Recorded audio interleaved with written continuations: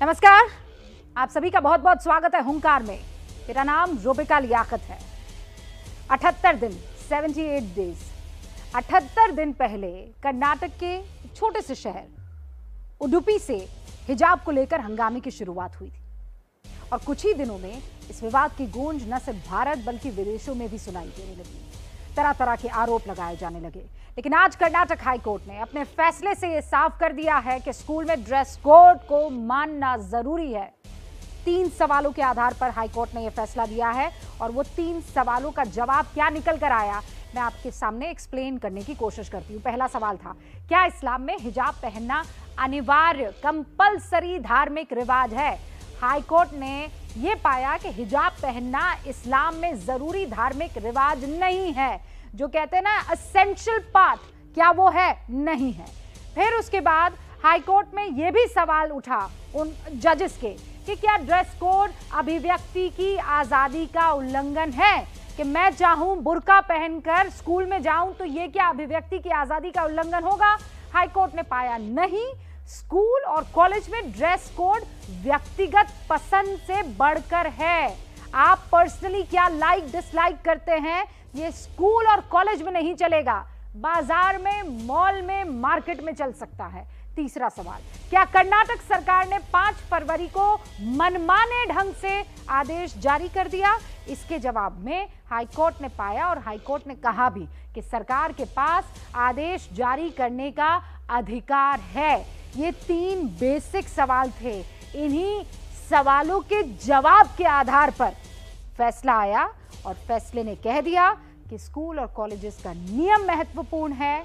आपकी मन पसंद या जो पसंद है वो प्राथमिकता नहीं।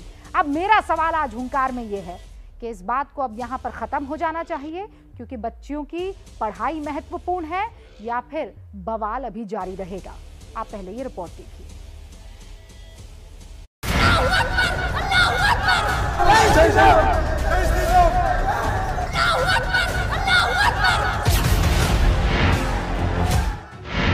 78 दिन के विवाद के बाद हाईकोर्ट का फैसला आया। हिजाब पर कर्नाटक सरकार की पाबंदी बरकरार रहेगी। तो हिजाब को लेकर के हारा हंगामा था। ये शुद्ध रूप से मुस्लिम लड़कियों को फॉर्मल एजुकेशन से काटने की कोशिश थी, लेकिन जो इंस्टीट्यूशंस हैं, इंस्टीट्यूशंस के अपनी डिसिप्लिन होते हैं, ड्रेस कोड होते हैं, डेकोरम होते हैं, उसका सम्मान करना चाहिए। तो देखिए, हाईकोर्ट ने जो फैसला दिया है उसका डिटेल जजमेंट हमने नहीं देखा। ये सारी चीजें हम जजमेंट देखने के बाद कहेंगे। क्या फैसले के बाद स्कूल लौटेंगी मुस्लिम लड़कियां? बच्चे क्लासेस के बाहर हैं, पढ़ाई इनकी सफ़र कर रही है, तो बच्चों को अब वापस क्लासेस में जाना चाहिए, लड़कियों को क्लासेस में, इवन हिंदुओं को भी। आप ये कह रहे हैं कि या तो तुम अपना रिलीजन लो या स्कूल को आओ। कोर्ट्स जो है वो कानून के लिए कोर्ट्स ऑफ लॉ है, कोर्ट्स ऑफ रिलीजन नहीं बनना चाहिए उनको। क्या हाईकोर्ट के फैसले को चुनौती मिलेगी? हिजाब पे जो बैन जो लगाई गई उसको जो हाईकोर्ट ने कायम रखा है, ये बहुत ही मायूसकुन फैसला है। आप किसी भी बच्ची से या औरत से अगर कहें कि तुम दुपट्टा ना पहनो या दुपट्टा उतार दो, तो हम ये समझते हैं कि ये उस बच्ची की जो सेल्फ रिस्पेक्ट है उसके खिलाफ है। पाबंदी बरकरार, क्या खत्म होगी तकरार? ये वो मसला था जो आपस में बैठकर सुलझा लिया जाता तो माहौल इस कदर, इस लेवल पर यहाँ आकर नहीं रुकता। फिर कह रही हूँ, ये बच्चियों के मुस्तकबिल का, उनकी पढ़ाई लिखाई का मसला है और इसीलिए इसमें बहुत संवेदनशील होना ज़रूरी था। लेकिन आप संविधान के इतर अपनी पसंद लागू नहीं कर सकते हैं। रूल्स एंड रेगुलेशंस के अपना एक दायरा होता है और महत्व होता है। जफर सरेशवाला साहब पूर्व चांसलर हैं, मौलाना आज़ाद नेशनल उर्दू यूनिवर्सिटी के, हुंकार में हमारे साथ जुड़े हैं। सुधांशु त्रिवेदी साहब सांसद हैं बीजेपी के, हमारे साथ जुड़ चुके हैं। वारिस पठान साहब प्रवक्ता AIMIM के, शाइस्ता अंबर अध्यक्ष all India Muslim women personal law board की, और हमारे साथ है शोएब जामई, अध्यक्ष है इंडिया मुस्लिम फाउंडेशन के। सुधांशु जी, शुरुआत आपसे करना चाह रही हूँ क्योंकि इस मसले को बड़ा हिंदू मुसलमान, बीजेपी वर्सेस अलग बाकी पार्टी करने की कोशिश की गई थी, लेकिन कोर्ट ने क्लियरली ये बात कह दी है और अब कहा यह जा रहा है कि हो सकता है सुप्रीम कोर्ट भी जाया जाए।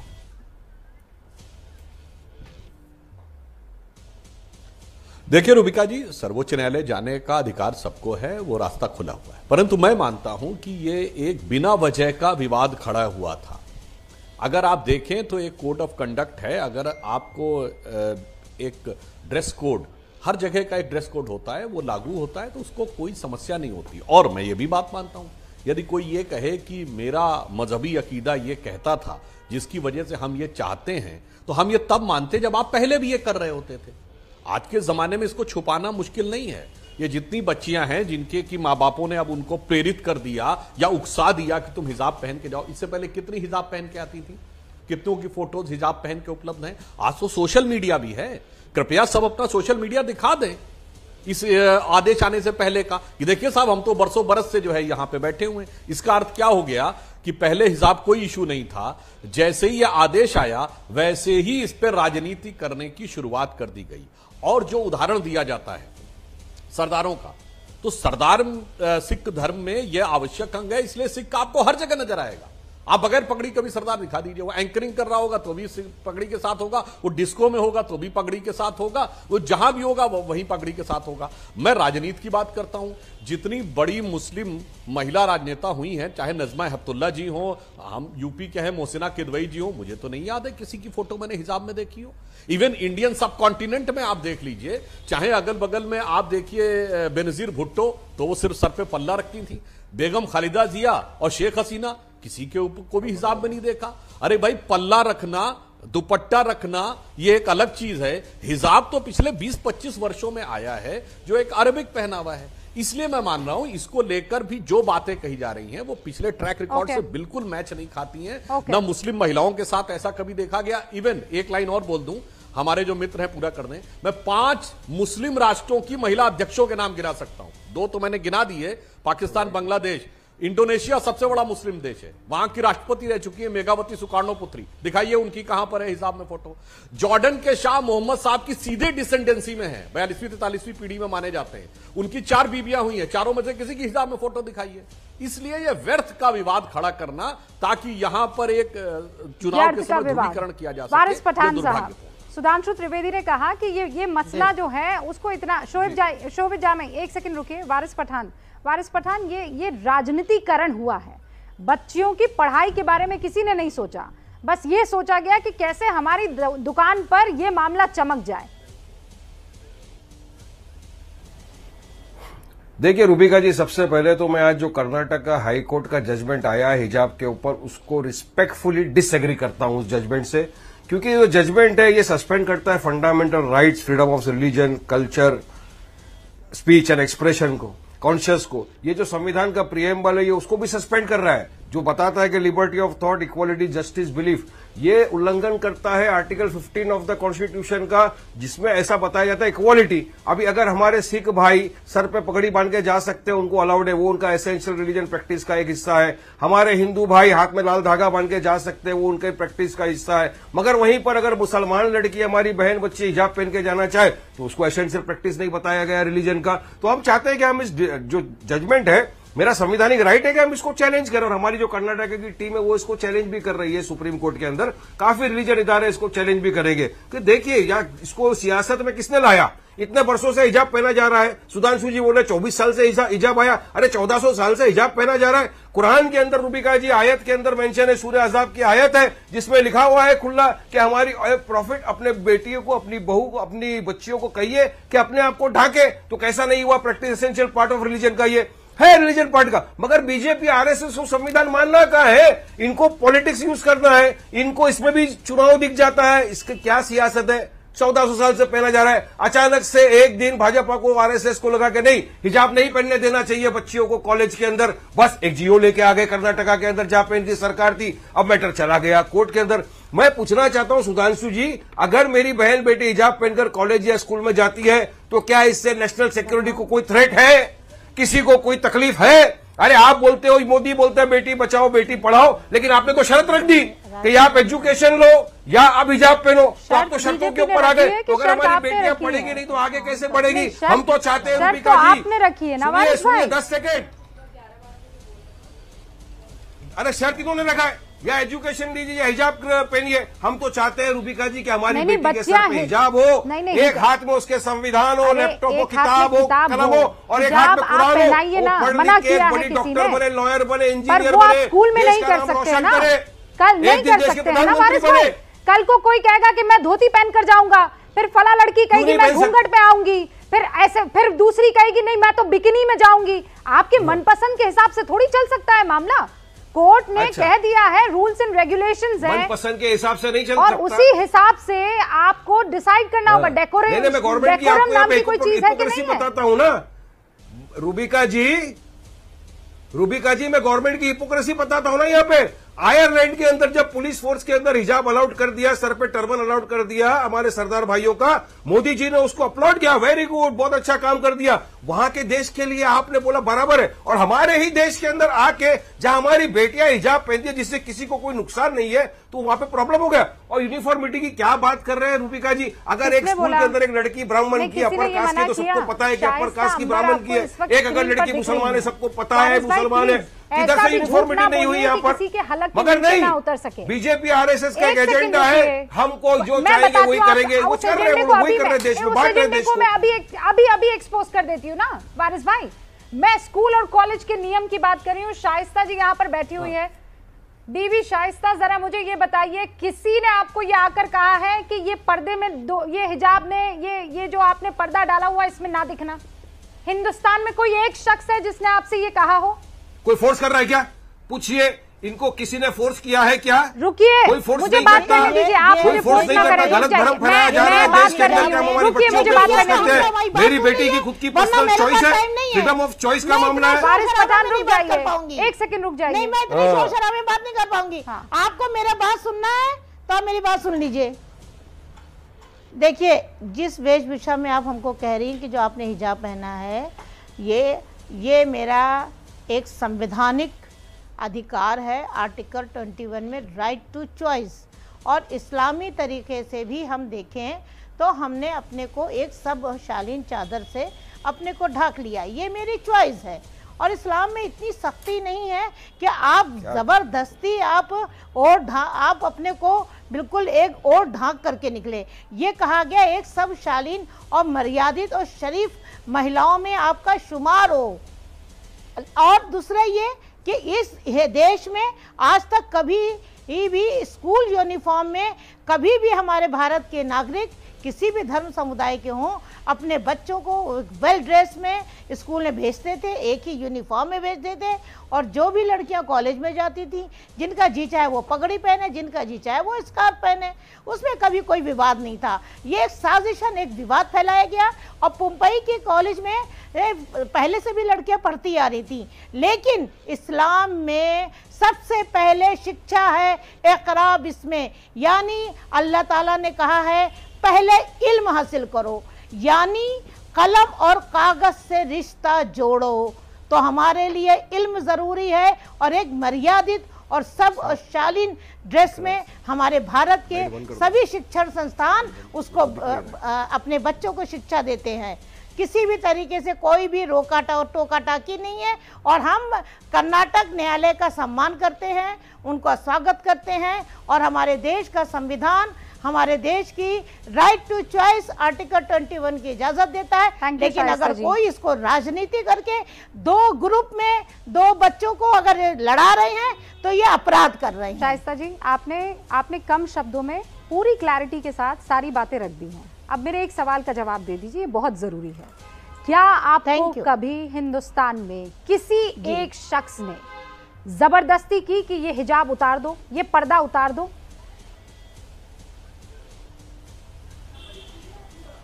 किसी को भी कोई एतराज़ नहीं हुआ। ये मेरी चॉइस है, मैं अपनी इस देश में तरक्की भी कर रही हूँ, आज़ादी से हम अपनी बात भी कहते हैं। और 30 साल से हम आप लोगों के साथ जुड़े हैं, समाज के इशू पे हम संघर्ष करते आए हैं। सुप्रीम कोर्ट से लेकर राष्ट्रपति भवन तक हम संघर्ष करते आए हैं। हम अपनी चॉइस और अपने संवैधानिक अधिकार आर्टिकल 21 के अनुसार जी आपने बहुत लोगों को एक्सपोज कर दिया। शुक्रिया, अपनी आवाज दे रही हूं। शुक्रिया, बहुत बहुत शुक्रिया। वारिस पठान साहब, सुन लिया आपने? पर्दे में बैठी हैं वो। हमारा मैं मोहतरमा को बड़े अदब और इज्जत के साथ पूछना चाहता हूँ कि मोहतरमा आपने सूरह अहज़ाब की आयत तो पढ़ी होगी, आप तो माशाअल्लाह कुरान पढ़ी हुई है। मैं मोहतरमा का ध्यान लेना चाहूंगा सूरह अहज़ाब की आयत नंबर 59 के ऊपर, जिसमें अल्लाह सुब्हानहू व तआला फरमाता है, जरा सुनेंगे, अगर ये उठ के नहीं चले जाएगी तो मैं बोल सकूंगा। अब ये उठ के चले गई, देखिए आप सुनिए रूबिका जी, आप भी थोड़ा ज्ञान ले लीजिए, आप तो काफी ज्ञानी है, मुझे पता है। आपका ज्ञान नहीं सूरह अहज़ाब की आयत 59 क्या बोलती है? ओ प्रोफेट, ज्ञान नहीं चाहिए। O prophet, command your wives and your daughters and the women of the Muslims to cover their faces भाई, मैं ज्ञान देती हूं पार्ट ऑफ देयर क्लोथ्स। आप बोलने दीजिए, देखिए कुरान की आयत पढ़ रहा हूँ। अच्छा, कुरान की आयत का तर्जुमा बता रहा हूँ, आप इस के अंदर मुझे नहीं बोलेंगे तो काफी अच्छा होगा। Please, o prophet, command your wives and your daughters and the women of the Muslims to cover their faces with a part of their clothes, this is close to their being recognised and not being harassed. ये लिखा हुआ है, तो कहां से नहीं आया? Essential practice of religion के अंदर ये बताइए मुझको आप रूबिका जी। दोबारा पढ़िए उसे, read it to me again. अरे औरतों के ऊपर है हिजाब, औरतों पे आदमियों को फरमान है कि अपनी नजर को नीचे रखे। एक मर्तबा मैं आपको देख सकता हूँ, दूसरी मर्तबा नहीं देखते, मजबूरी के अंदर है। अरे ये तो सब कुरान में लिखा हुआ है रूबिका जी। कुरान में कुरान को भी नहीं मानने देंगे ये लोग, कहाँ जाएगा हमारा देश? नजरें नीचे कीजिए, काहे देख रहे हैं मुझे फिर? क्यों देख रहे हैं? नजर नीचे करूंगा तो डिबेट कैसे? अरे नजर नीचे देखिए, आपको इसमें हम सब पर्दा पहनकर बाहर निकले, किस नजर से देखना चाहिए? और आप जो हैं जो मर्जी में आए करें। आपको पता है, अगर एक लड़की को एक बार गलती से नजर पड़ गई ठीक है, अगर दूसरी मर्तबा उस पर गलत नजर पड़ी आपकी, आपने उसको वैसी नजर से देखा तो गुनाह है। आपको पता है ये भी? सुनिए, ये सारी बातें आप अपनी पर्सनल लाइफ में कर सकते हैं, किसी स्कूल कॉलेजेस में नहीं। मेरे सवाल का मुझे ये बताइए वारिस पठान, आप ऐसा कीजिए, वो 4-5 जो लड़कियां हैं जो हिजाब में साथ में जाना चाहती है, हिजाब के साथ स्कूल में, आप उनको अपने स्कूल में बुला लीजिए ना। लियाकत जी आप दीजिए, आपके यहाँ तो वो रूल्स एंड रेगुलेशंस नहीं है, बुला दीजिए उनको, पढ़वा लीजिए। मेरे सवाल का जवाब रूबिका लियाकत जी देंगी, मुझे ये यकीन है कि मेरे सवाल का जवाब देंगी। अगर मेरी माँ बहन बेटी हिजाब पहन के स्कूल कॉलेज में जाती है, रूबिका जी को क्या तकलीफ है? चलिए बताइए, क्या उल्लंघन हो रहा है? क्या नेशनल सिक्योरिटी का प्रॉब्लम हो रहा है? कौन सी आपत्ति आ रही है मोदी को या रूबिका लियाकत जी को? मैं बताइए, जवाब दीजिए। मैं जवाब दे रही हूं, सुनिए ना। नहीं, मेजोरिटेरियन का कानून चलेगा, यहाँ पर हम मुसलमानों को माइनॉरिटी में रखेंगे, नहीं बढ़ने देंगे आगे। यही बात है ना? जवाब चाहिए ना आपको? अब मैं जवाब दे रही हूँ आपको। बदल जाएगी, मैं बता रही हूँ आपको, बदलेगी ना घूंघट, बदलेगी, आवाज तो जाना चाहिए आप तक, ना और किसी तरीके का धार्मिक सिंबल। अगर मेरा स्कूल, मेरा कॉलेज, मेरे हिंदुस्तान का कोई भी इंस्टीट्यूशन रूल बुक में ये डालता है तो ये तीनों चीजें अलाउ नहीं होंगी। स्कूल में यूनिफॉर्म का मतलब समझते हैं, जहाँ बच्चा ना धर्म से पहचाना जा सके, ना उसके पास पैसे कितने हैं उससे पहचाना जा सके, और इसीलिए यूनिफॉर्म होता है। कहाँ के वकील हैं? जफर सरेश वाला। अरे मैं वकील बता रहा हूँ आपको, आर्टिकल 15 पढ़ लीजिए रूबिका जी एक बार। ये डिस्क्रिमिनेशन है, एक धर्म के हमारे सिख भाइयों को पगड़ी पहनना अलाउड है, हमारे हिंदू भाइयों को हाथ में धागा बांधना अलाउड है, मगर मुसलमान को हिजाब पहनना अलाउड नहीं है। ये discrimination, clear cut violation of article 15 of the constitution है। जफर साहब, मेरा आवाज कम किया जी? नहीं किया है, हाँ बोलिए जफर साहब। देखिए रूबिका जी, कर्नाटक हाई कोर्ट का जो भी जजमेंट आ गया है, अब मैं जजमेंट पे तो कुछ बोलूंगा नहीं, और बिल्कुल सुप्रीम कोर्ट में जाने का उनका राइट है, बिल्कुल, और वो जाएंगे, ठीक है, बिल्कुल है। लेकिन मैं आपको शुरू से कह रहा हूं कि जब ये सबसे पहले ये मसला जब खड़ा हुआ और ये जो बच्चियां उसमें एहतजाज में बैठी, तो उस वक्त मैंने डायरेक्टली उन तक ये बात पहुंचाई कि देखिए, इसको आप मसला मत बनाइए, ये बहुत छोटी सी चीज है। आप लोग अपने माँ बाप के जरिए स्कूल के जो एडमिनिस्ट्रेशन है या जो प्रिंसिपल है उनके साथ बैठ के कोई मसला इसको सुलझाइए, इसको इश्यू मत बनाइए, इसलिए कि अगर ये इश्यू बन गया तो दोनों तरफ से लोग इसको इस्तेमाल करेंगे। यानी आपका जो जज्बा है ये लड़कियों का, वो जज्बे की मैं कदर करता हूं, आपकी ईमानदारी अमानतदारी जो है उसकी मैं कदर करता हूं। कहीं ऐसा ना हो कि जज्बा तो आपका हो और इस्तेमाल इसको कोई कर रहा हो, कर ही रहे हैं अपने सियासत सुनिए, अपनी ये मैंने तब कहा था उनको कि लोग आपके जज्बे को इस्तेमाल करेंगे और वो अपनी सियासत को चमकाएंगे दोनों तरफ।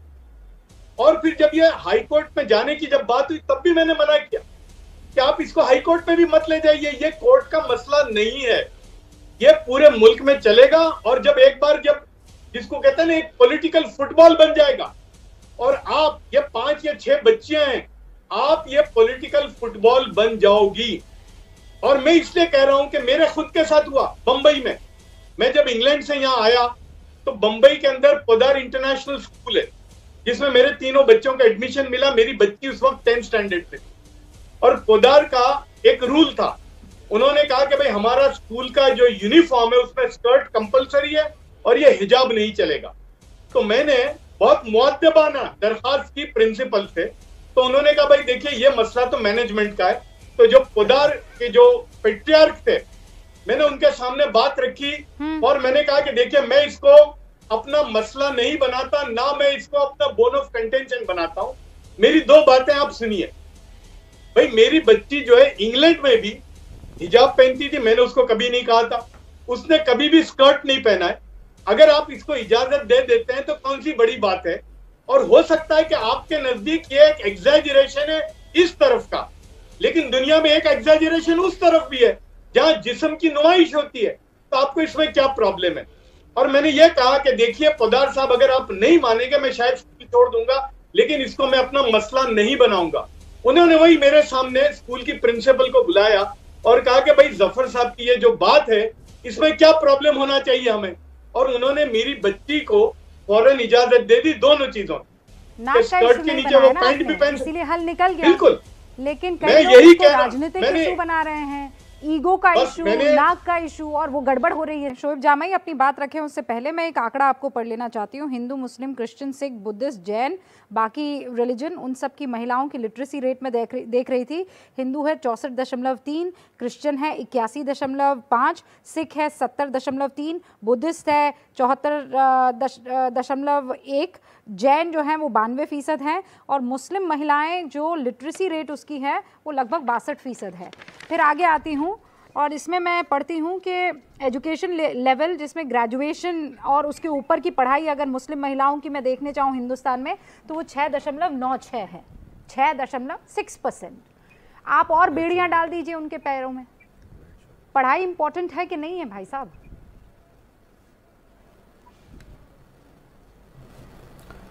जी रूबिका जी, चूँकि बहुत प्रबुद्ध और बड़ा इंटेलेक्चुअल पैनल है, मैं 3 पॉइंट में अपनी जवाब पर्टिनेंट तौर पर देना चाहूँगा। नंबर 1 कि लड़कियों के विलेन और लड़कियों के लिए बेड़ी डालने का काम तब होता जब हमारे जैसे लोग या कोई कहता कि भाई लड़कियां जो है बिना हिजाब पहने बगैर यहाँ से स्कूल कॉलेज नहीं जा सकती, उनको हिजाब पहनना होगा। लेकिन ऐसा नहीं हुआ, किसी ने कोई कुछ नहीं कहा, बल्कि खुद इनकरेज किया कि भाई तुम अपनी पहचान के साथ जाओ या नहीं जाओ, लेकिन कॉलेज स्कूल जाओ, पढ़ो, तालीम हासिल करो और बड़े ऊंचे मकाम पर पहुंचो, जो तुम्हारे सपने हैं, अरमान हैं, उसको ऊंचाइयों को छुओ। इसके उलट क्या हुआ कि जो स्कूल और कॉलेज के मैनेजमेंट जो इसमें शामिल हैं इस साजिश में, मैं मानता हूं, उन्होंने ये पाबंदी लगा दी कि बेटा तुमको अगर पढ़ना होगा तो हिजाब पहन के नहीं आना पड़ेगा, अपनी पहचान के साथ आओगे तो नहीं पढ़ने देंगे, किताब रख दो यहीं पर, तुम्हारा करियर चौपट हो गया, हमें कोई मतलब नहीं है, तुम्हारे एग्जाम जाए भाड़ में, लेकिन हम तो साजिश करेंगे और तुमको स्कूल से बाहर कर देंगे। तो वहां पे विलेन ये हुए, हम नहीं हुए। नंबर 2 कि कोर्ट में, हम मैं बता रहा हूं, नंबर 2 ही अभी जा रहा हूं, नंबर 3 भी बोलूंगा, कि कोर्ट में रिलीजियन के अंदर, कुरान के अंदर क्या एसेंशियल है, नॉन एसेंशियल है, ये तय नहीं होते, वहां पे कानून के मामले तय होते। इसलिए मैं पहले भी कहा था कि ये जो याचिका की बुनियाद थी कि एसेंशियल होने चाहिए या नहीं होनी चाहिए, यही गलत था। इसलिए मैं खुद याचिका के फेवर में नहीं था कि याचिका डाला जाए, और जफर साहब की इस बात से मैं इत्तेफाक करता हूं। नंबर 3 कि चूंकि सुधांशु जी ने बातें की, बहुत सारे एग्जाम्पल की, आप जानती हैं रूबिका जी कि मैं एक पोस्ट डॉक्टरल साइंटिस्ट हूँ रेपुटेड इंस्टीट्यूट में, मेरा खुद अपना कैंसर रिसर्च का लैब है।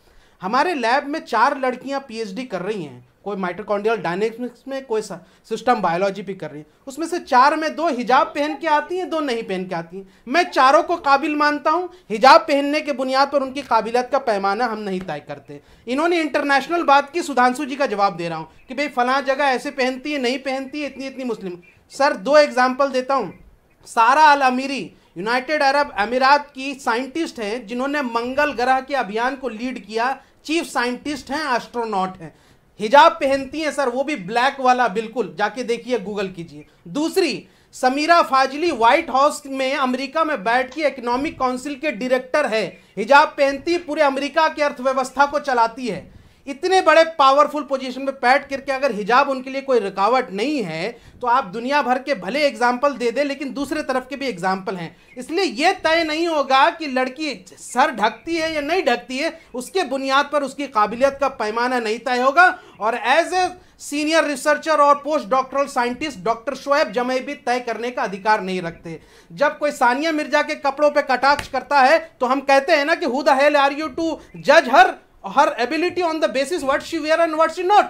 That's the same वही लड़कियां कह रही है कि who the hell are you to judge my ability on what I wear or not. It is nothing to do about same thing यही है ना। तो आज उन लड़कियों के साथ शोएब भाई तीनों पॉइंट आपने सुन लिए। मैं सिर्फ ये कह रहा हूँ कि the career is in the stake। महत्वपूर्ण मेरा पॉइंट भी सुन लीजिए।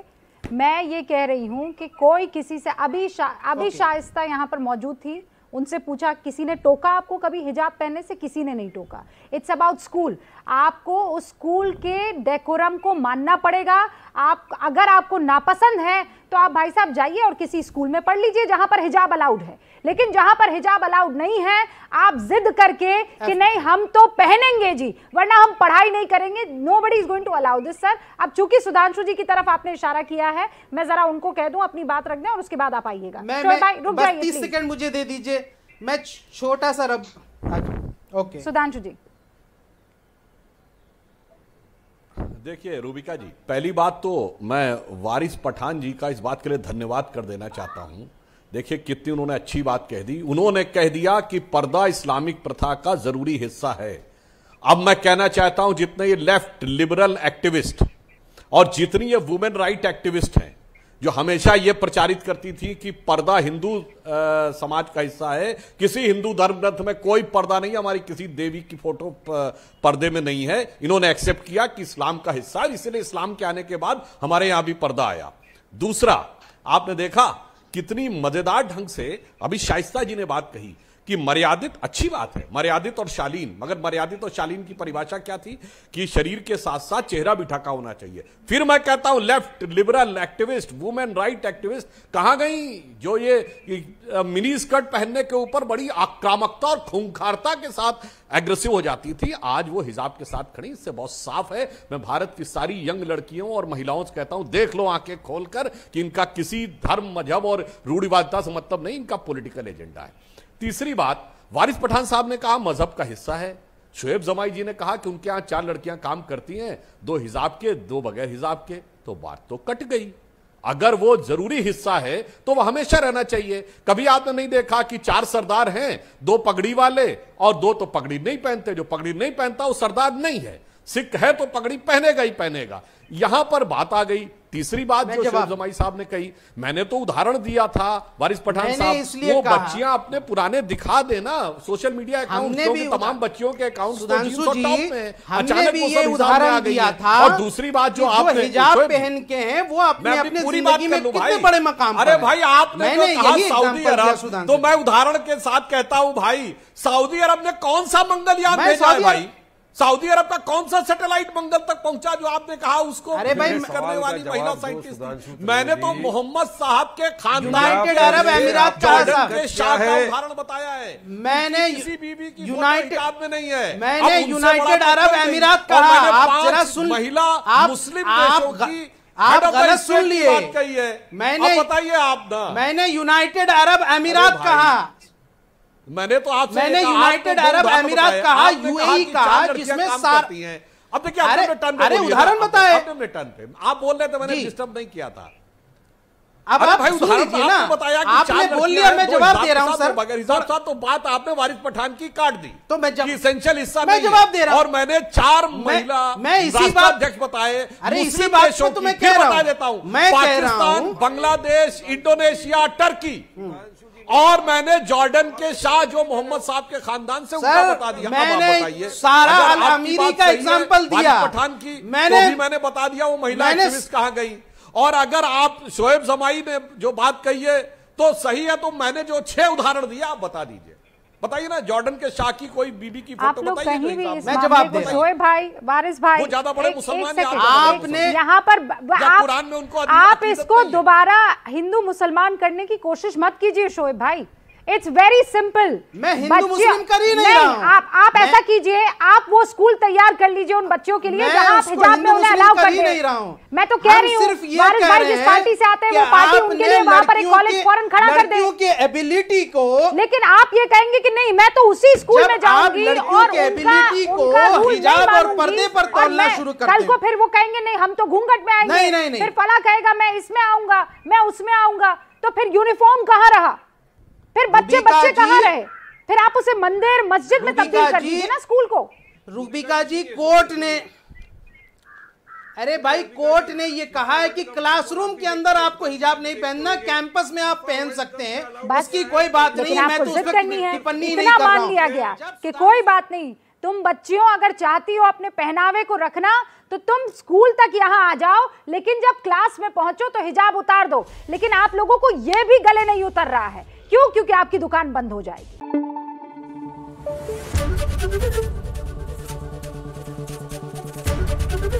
एबीपी न्यूज आपको रखे आगे।